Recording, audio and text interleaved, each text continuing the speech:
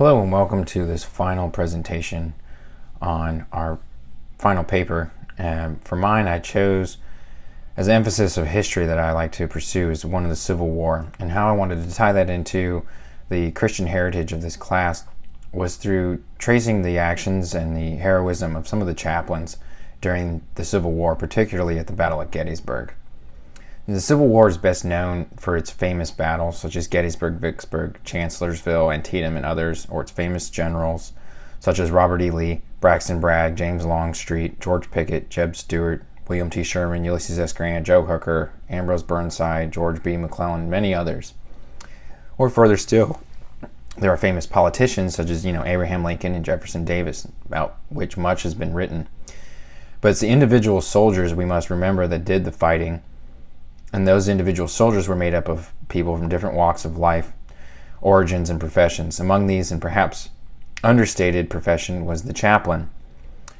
In today's United States Army, the chaplains do not carry weapons of war, but weapons of peace. And yet they are among the greatest unsung heroes in the armed services today, as they were in the Civil War. The Civil War saw unprecedented carnage on a national scale due to industrialized warfare, most notably at the Battle of Gettysburg. And within that carnage, there was still some light, and that was the light of Christ, which shone through the barriers of denominational allegiance and would set the stage for the next generation of acceptance of any denomination in a land stained with the blood of patriots. Chaplain Joseph Hopkins Twitchell was a Congregationalist minister who served the Irish Catholic Brigade of George Sickles, famous for his maneuver into the wheat field at Gettysburg. Twitchell wrote a letter to his sister after the battle, recounting some of what he saw. His first thoughts amidst the carnage were for the good of his soldiers and their souls. Louis Baudry was a chaplain of the 5th Cavalry Regiment present at Gettysburg who, like Twitchell, thought only of his men, lamenting not being able to reach some of them that were left in between the lines. Chaplain James Shearhan of the 14th Louisiana Volunteers echoed the same from the Confederate side, saying, quote, "Thousands of souls perhaps about to be ushered before their God, with all their worst passions excited and the sins of a whole lifetime unrepented for. What terrible thoughts." He would stay up past midnight on the 2nd of July, caring for the wounded.